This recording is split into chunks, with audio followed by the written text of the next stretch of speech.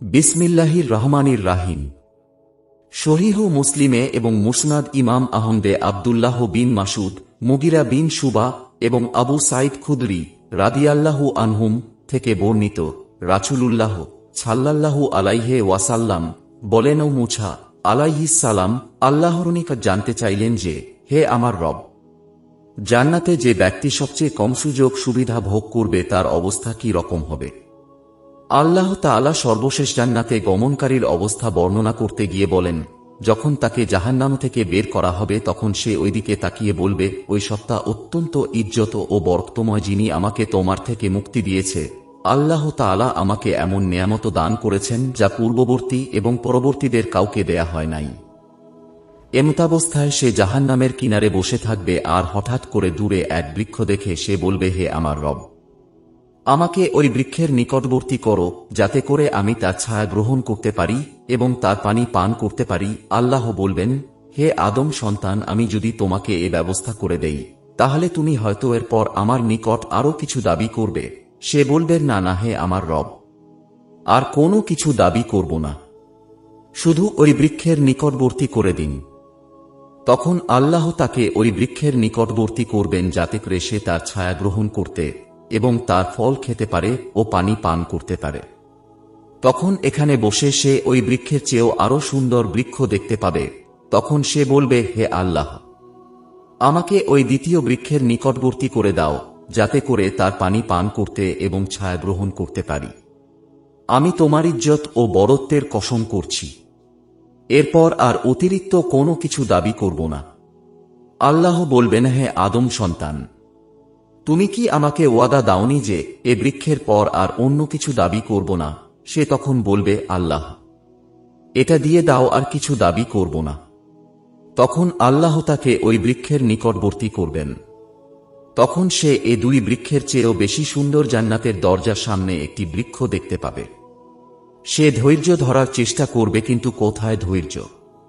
বলবে, আমার প্রভু, আমাকে ওই বৃক্ষের নিকটবর্তী করে দাও যাতে আমি তার পানি পান করতে পারি এবং তার ছায়া গ্রহণ করতে পারি।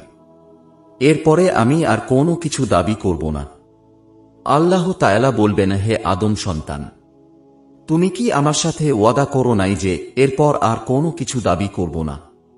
অতঃপর আল্লাহ তাকে ওই তৃতীয় বৃক্ষের নিকটবর্তী করে দিবেন।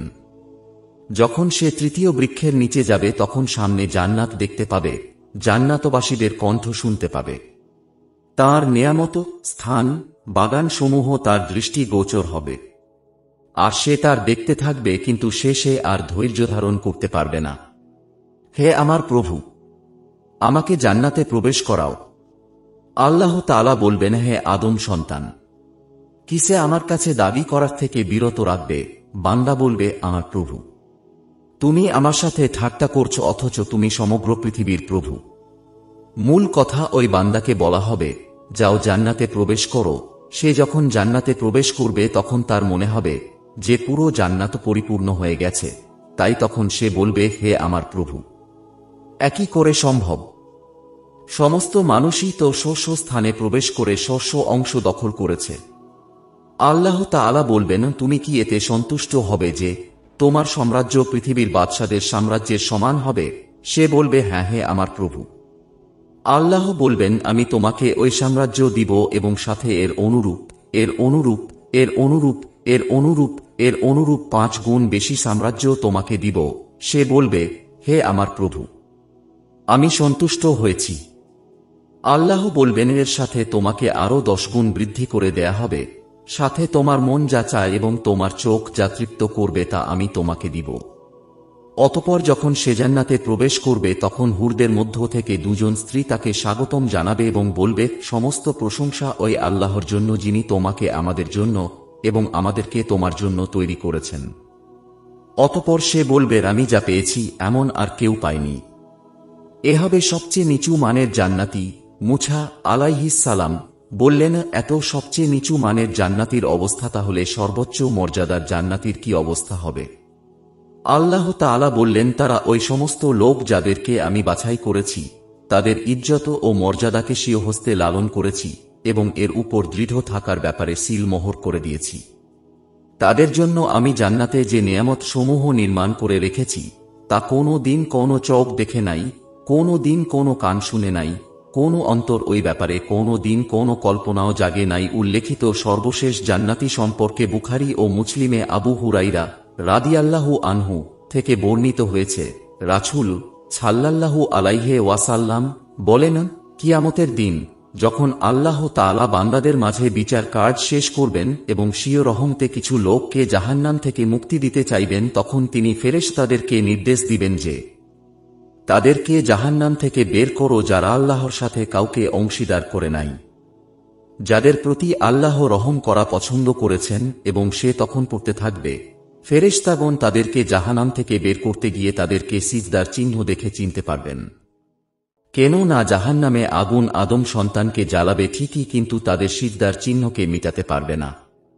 কেন না আল্লাহ তাআলা সিজদার নিদর্শন মিটানো জাহান্নামের আগুনের উপর হারাম করেছেন। জাহান্নাম থেকে বের করার সময় তারা জাহান্নামের আগুনে জ্বলে পুড়ে কয়লার মতো হয়ে বের হবে। যখন তাদের উপর আবে হায়াত ছিটানো হবে তখন তারা এমন সতেজ হবে যেমন আবর্জনার ভিতর থেকে সুন্দর চারা গজায়। যেমন পানি যেখানে ময়লা আবর্জনা বয়ে নিয়ে আসে সেখানে খুব দ্রুত কোনো চারা বের হয় এবং তা সবুজ সুন্দর থাকে, এমনিভাবে জাহান্নামীরাও আবে হায়াতের স্পর্শে তরুতাজা হয়ে যাবে।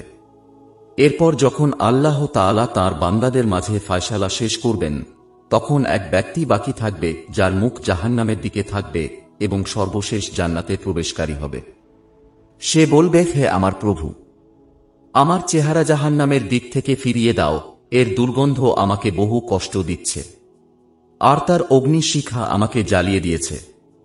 এরপর আল্লাহ যতক্ষণ চাইবেন ততক্ষণ সে আল্লাহর নিকট দোয়া করতে থাকবে। শেষে আল্লাহ বলবেন, আমি যদি তোমার এ দাবি পূরণ করি এরপর আর কোনো দাবি করবে না, তো বান্দা বলবে, এরপর আমি আর কোনো দাবি করব না। আল্লাহর যা খুশি তিনি তা করবেন। তখন আল্লাহ তার মুখ জাহান্নামের দিক থেকে ফিরিয়ে দিবেন। তার মুখ যখন জান্নাতের দিকে করা হবে এবং সে জান্নাত দেখতে পাবে তখন যতক্ষণ আল্লাহ চাইবেন ততক্ষণ সে চুপ থাকবে। অতঃপর সে বলবে, হে আমার প্রভু, আমাকে জান্নাতের দরজা পর্যন্ত পৌঁছে দাও। আল্লাহ তাকে বলবেন, তুমি কি অঙ্গীকার করো নাই যে এরপর তুমি আর কোনো দাবি করবে না? তোমার খারাপই হোক, হে আদম সন্তান, তুমি কত বড় ধোঁকাবাজ। বান্দা বলবে, হে প্রভু। সে তখন আল্লাহর নিকট দোয়া করতে থাকবে।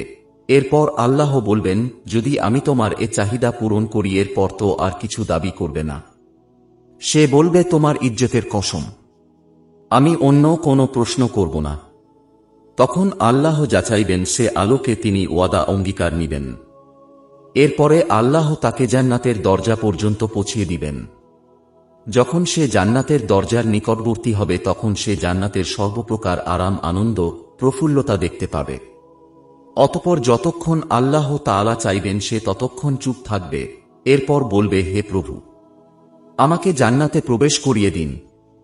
আল্লাহ তাআলা বলবেন, তুমি কি আমাকে ওয়াদা দাওনি যে এরপর তুমি আর অন্য কিছু দাবি করবে না? হে আদম সন্তান, তুমি কত বড় ধোঁকাবাজ। বান্দা বলবে, হে আমার প্রভু, আমি তোমার সৃষ্টির মধ্যে দুর্ভাগ্যবান হতে চাই না। অতঃপর সে আল্লাহর নিকট দোয়া করতে থাকবে। এমনকি তার অবস্থা দেখে আল্লাহ তাআলা হাসবেন। যখন তিনি হাসবেন তখন তাকে বলবেন, জান্নাতে প্রবেশ করো। বান্দা যখন জান্নাতে প্রবেশ করবে তখন আল্লাহ বলবেন, আরও কিছু আকাঙ্ক্ষা করো। সে আকাঙ্ক্ষা করে আল্লাহর নিকট চাইবে। এমনকি শেষে আল্লাহ তাকে স্মরণ করিয়ে দিবেন যে এ জিনিস চাও, এ জিনিস চাও। যখন তার আকাঙ্ক্ষা পূর্ণ হয়ে যাবে তখন আল্লাহ বলবেন, এগুলি তোমাকে দেয়া হলো, এর সাথে এর অনুরূপ আরও দেয়া হলো।